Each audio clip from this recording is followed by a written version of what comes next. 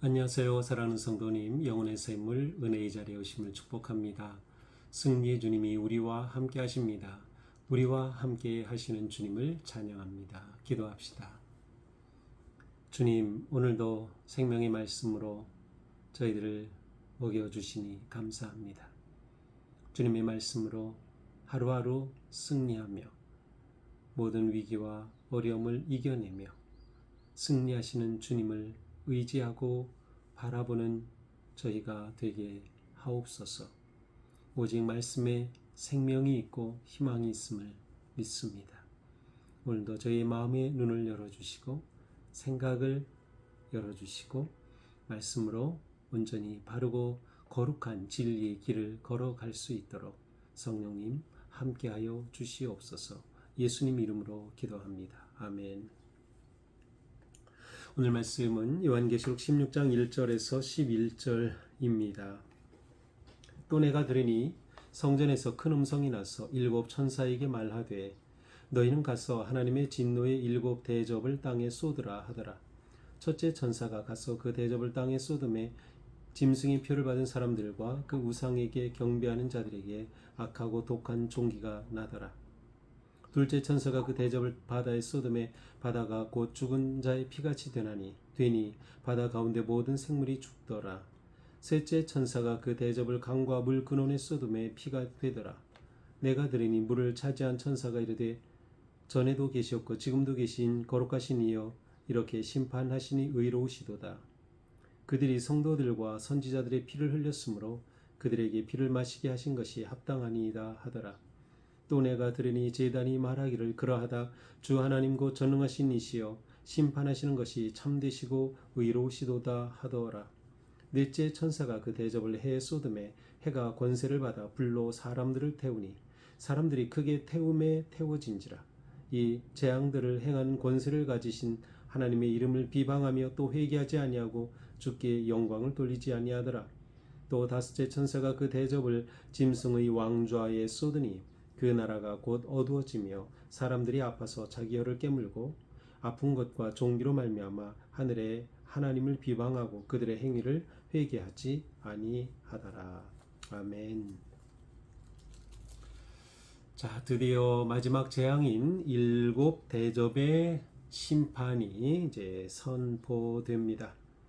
자, 어제도 잠깐 말씀드렸지만 일곱 이라고 하는 이 숫자는 온전한 전체 충만함 이러한 의미가 있어요. 그러니까 재앙이 이렇게 일곱과 관련돼서 나오는 것은 하나님께서 그렇게 완전히 심판하시고 또 이 마지막 때에 심판에 재앙이 임한다라고 하는 것을 보여주죠. 우리는 앞에서 일곱 인의 재앙을 받고요. 그 다음에 일곱 나팔의 재앙을 받습니다. 이제 오늘 본문에서는 일곱 대접의 재앙이 선포됩니다. 이제 16장 전체인데 오늘은 그 중에서 이제 다섯째 재앙까지만 우리가 보게 되죠. 자, 1절입니다. 내가 들으니 성전에서 큰 음성이 나서 일곱 천사에게 말하되 너희는 가서 하나님의 진노 일곱 대접을 땅에 쏟으라 하더라. 자, 큰 음성이 들립니다. 그런데 이 큰 음성이 천사들에게 명령합니다. 일곱 천사에게 각각의 대접을 가지고 있는, 그래서 이 대접이 쏟아지면 그것이 심판 재앙이 되는 것이죠. 그래서 그들에게 하나님께서 명령하시는 것, 너희는 가서, 하나님의 명령이죠. 이제 재앙의 시작을 말하는 것이에요. 하나님의 심판이 이제 나타남을 말씀하시는 거죠. 너희는 가서 일곱 대접을 땅에 쏟으라. 이 하나님의 명령을 받고 이제 천사들이 가서 대접을 쏟게 됩니다. 자, 대접을 쏟는 천사가 일곱, 그래서 한 천사마다 쏟는 대접이 다양한 모습의 재앙으로 나타나죠. 첫째 천사 2절입니다. 대접을 쏟음에, 땅에 쏟음에 짐승의 표를 받은 사람들과 우상에게 경배하는 자들에게 악하고 독한 종기가 나더라. 자, 첫 번째 천사는 땅에 재앙이 임하는 그러한 대접을 쏟았습니다.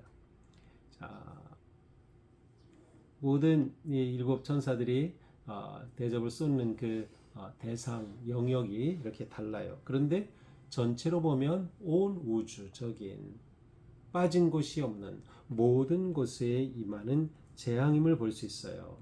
첫 번째 재앙은 땅에 임하는 것입니다.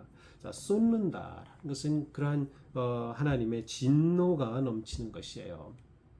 근데 쏟는다는 것은 또 한편으로는 그 제사적 예배적인 의미가 있어요. 그래서 쏟는다는 것은 완전히 내어드리는, 완전히, 그래서 구약의 제사에서는 피를 쏟는 것을 통해 하나님의 속죄하심과 화목에 또한 온전히 하나님께 피를 쏟아 태워드리는 그러한 드림의 의미도 있어요. 그러나 여기서는 심판과 재앙의 모습으로 쏟는 그러한 모습이 선포됩니다. 자, 첫 번째 대접을 쏟으니까 짐승의 표를 받은 사람들과 우상에게 경배하는 자.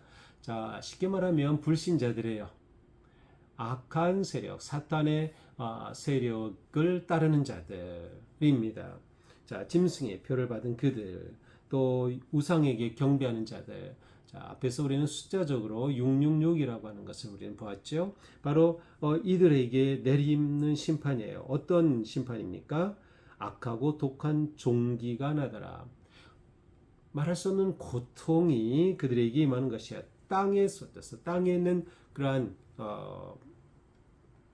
하나님을 배반하고 우상을 숭배하고 하나님을 거절한 그러한 자들에게 임하는 그러한 재앙입니다. 자, 둘째 천사 대접을 쏟음에 이번에는 바다에 쏟습니다. 그렇게 되니까 바다가 죽은 자의 피같이 되었어요. 바다 가운데 모든 생물이 다 죽었어요. 완전히 바다가 죽게 되는 것이죠. 자, 바다 하면 이 당시에 이 로마 제국이 그들의 힘을 과시하고 영토를 넓히고 하면서 바다를 통한 무역이 굉장히 활발했어요. 그러니까 이러한 것들이 다 죽는 거예요. 자, 세 번째 천사는 무엇입니까? 세 번째 천사가 대접을 쏟으니 이번의 대상은 강과 물 근원에 쏟았어요. 강과 물 근원. 자, 그렇게 되니 어떻게 됩니까? 그것이 역시 피가 되고 말았어요. 자, 바다가 피처럼 되고 강의 물 근원이 피가 되고 만 것이죠. 자, 이렇게 물을 차지한 천사, 물을 주관하는 천사가 이러한 현상을 보면서 전에도 계셨고 지금도 계신 거룩하신 이여 이렇게 심판하시니 의로우시도다. 주님의 심판은 의로우십니다. 라고 이 천사가 선언하는 것이. 그러니까 하나님의 이 심판은 마땅한 짐승의 표를 받고 하나님을 거역하고 배반하고 우상 숭배하고 더 나아가 하나님의 자녀들, 성도들을 핍박하고 고통을 주는 자들에게 하나님의 심판의 내리심은 합당하다는 거예요. 당연하다. 의로우신 일이다. 그들이 성도들과 선지자들의 피를 흘렸으므로 그들이 누구예요? 바로 박해하는 자들이에요. 박해자들이 선지자들, 성도들의 피를 흘렸기에 이제 그들이 이렇게 피를 마시게 되는 게 합당한 일입니다. 의로우신 일입니다. 라고 말씀하시는 거죠. 자, 바로 이러한 모습은 로마 제국을 향한 어떤 심판을 보여주기도 합니다. 이 로마 제국의 그 통치 특징 중에 하나는 물 치수 사업이 아주 대단했어요. 수도교를 만들어서 물을 도시에 어디에서든지 다 공급하게 했고요. 물을 충분히 공급하고 물을 가지고 나라를 다스리는 이 치수 사업, 땅에서는 도로를 닦고 또 이렇게 해서 정말 문물이 교환이 되고 소통이 되고 무역이 일어나고 하는 이러한 것에 아주 발전했던 그러한 제국이에요. 그런데 이러한 것들 하나하나가 다 무너지는 그러한 모습을 보여줍니다. 또 들으니 제단에서 말하기를 자 이렇게 강과 물 근원을 심판하는 이러한 모습 가운데 먼저는 물을 다스리고 주관하던 천사가 의로우신 하나님의 의로우심입니다 라고 선포했죠. 자, 이번에는 제단이 말합니다. 뭐라고 합니까? 주 하나님 곧 전능하신 이여 심판하시는 것이 참되시고 의로우십니다. 똑같이 참되시고 의로우십니다. 자, 제단이 말한다는 의인하죠. 그러나 사실 우리가 이 말씀을 가만히 생각해보면 우리 6장에 가서 보면 순교한 자들이 제단에서 하나님 앞에 호소하는 기도가 있었어요. 언제까지입니까? 바로 그 소리라고 보면 좋을 것 같아요. 제단이 말한다는 것은 바로 제단에서 그렇게 기도하던 순교자들의 그 외침과 같은 거죠. 이제 하나님께서 때가 되어 심판하시니 의로우십니다 라고 선포하는 겁니다. 자, 네 번째 천사가 대접을 쏟은 때 이번에는 대접이 해에 쏟았습니다. 그렇게 되니까 해가 권세를 받아 불로 사람들을 태우기 시작합니다. 많은 사람들이 다 불의 태움을 받아요. 사람들이 불의 태움을, 어떤 사람들? 하나님을 거역한 자들, 우상 숭배자들, 짐승의 표를 받고 악한 사탄을 따랐던 자들 다 심판을 받는 거예요. 그래서 불로 태우는 거죠. 재앙의 아주 극심한 고통을 묘사하는 것입니다. 이 재앙들을 행하는 권세를 가지신 하나님의 이름을 비방하며, 자, 이들은 어떤 자? 하나님을 비방했어요. 하나님을 모독한 자들이에요. 그런데 회개하지를 않아요. 회개하지 않고 주님께 영광을 돌리지도 않는 자들이에요. 이 회개하지 않는다라는 것은 11절에도 똑같이 나와요. 다섯 번째 천사 때에도요. 자, 10절 다섯 번째 천사가 대접을 쏟으니 어떻게 됩니까? 이번에는 짐승의 왕좌에 쏟으니 그 나라가 곧 어두워지며 악의 세력의 핵심인 짐승의 왕좌에 쏟으니 그것이 다 어두워집니다. 짐승의 왕좌, 로마 제국의 황제를 비유할 수도 있고요. 악의 세력의 그 근원을 말할 수도 있어요. 자, 그들이 어두워지고 그 나라가 어두워지고 사람들은 아파서 자기 열을 깨물어요. 그래서 아픈 것과 종기로 말미암아 하나님을 이들이 또 비방하는 거예요. 하나님을 모독하고 그들의 행위를 회개하지 아니하더라. 이들은 멸망받을 수밖에 없는 사람들이죠. 자, 여기 오늘 본문에 나오는 이 모습들을 보세요. 종기, 물, 강, 피, 또 뭐가 있나요?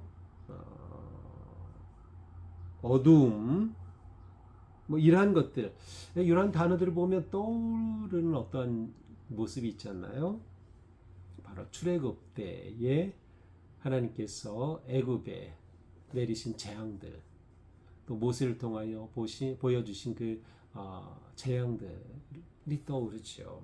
그래서 이 대접의 심판, 일곱 대접의 심판의 내용은 출애굽 당시 하나님께서 애굽에 내리신 10가지 재앙의 모티브를 가지고 있어요. 그 재앙에서 출애굽에서 하나님께서는 이스라엘 백성들에게는 이 재앙이 내리지 않도록 보호하셨죠. 그리고 오직 애굽에 임했죠. 그래서 하나님의 뜻에 순종하지 않는 바로와 그 백성들이 극심한 고통을 당한 거예요. 자, 이와 같은 모티브가 여기에 오늘 본문에 살아있는 거죠. 의로우신 하나님께서는 악한 세력을, 악한 자들을, 이 땅에 있는 거짓 짐승의 표를 받은 자들, 사탄을 따른 자들, 우상 숭배하는 자들, 회개하지 않은 이들을 심판하시는 의로우신 하나님. 자, 그러면 하나님의 심판은 하나님의 백성들에게는 뭐가 될까요? 이것은 또한 구원이 되는 거예요. 박해하던 그들을 하나님께서 이렇게 심판하실 때 이제 하나님께서는 의로우신 하나님의 자녀들을, 성도들을 구원하시는 그러한 놀라운 이미지가 동시에 있는 것이죠. 그래서 하나님의 심판이 악한 자들에게는 고난이고 재앙이지만 하나님을 믿고 그리스도를 따르던 그리스도께서 주신 그 사랑의 인침을 받은 자들에게는 놀라운 구원의 역사적인 순간이 되는 것이다. 또한 일곱 번째 재앙의 특징은 앞에서 보았던 일곱 인이나 일곱 나팔의 재앙은 3분의 1에 해당하는 지역처럼 부분적으로 임해서 어떤 회개의 기회가 있었어요. 그러나 이 대접의 재앙은 전 영역에, 우주의 모든 영역, 땅의 모든 영역에 빠짐없이 임하는 완전히 최종적인 그러한 심판임을 또한 보여주고 있습니다. 그래서 하나님의 통치를 거부하던 자들에게, 짐승의 표를 받은 자들, 우상 숭배하는 자들에게 완전히 하나님께서 그들을 심판하시는 그러한 모습이죠. 전체 땅을 향한 그러한 심판을 보여주고 있어요. 그러므로 이제 더 이상 이들에게 기회는 주어지지 않는 것이죠. 기회는 끝났습니다. 하나님의 무서운 심판만이 임하는 것을 우리는 볼 수 있습니다. 자, 오늘 말씀을 보면서 진노의 7대접의 재앙, 오늘은 그 중에 5번째까지 보았습니다. 자, 하나님은 의로우시다라고 하는 것을 우리는 보게 됩니다. 하나님은 의로우시다. 그래서 하나님의 이 심판의 재앙은 의로우신 하나님께서 하나님을 거역하고 하나님의 백성들을 박해하고 고통을 주던 사탄과 사탄을 따르는 자들에 대한 의로우신 심판이다. 하나님은 의로우시고 의로우신 심판하시는 분이라는 것은 우리에게는 격려가 되면서 또한 경고도 되는 거예요. 우리는 의로우신 하나님 앞에 우리의 삶이 하나님과의 관계에서 우리의 삶 속에서 의로운 삶을 향해 나아가는 것, 이것이 우리의 나아갈 길이죠. 그리고 이러한 삶 속에 비록 박해와 위기와 고난이 있다더라도 하나님께서 이 모든 악의 세력을 궁극적으로 멸하신다고 하는 그러한 하나님의 승리에 대한 확신, 하나님의 심판과 재앙에 대한 종말론적 믿음을 갖는 것이 얼마나 중요한가 하는 것을 보여줍니다. 우리는 어떤 상황에서도 승리의 그날을 바라보며 우리의 믿음을 지켜내며 또 우리를 부르신 부르심의 그 말씀 앞에 순종하며 우리의 사명을 끝까지 감당하는 그러한 성도들이 되어야 하겠다는 것이죠.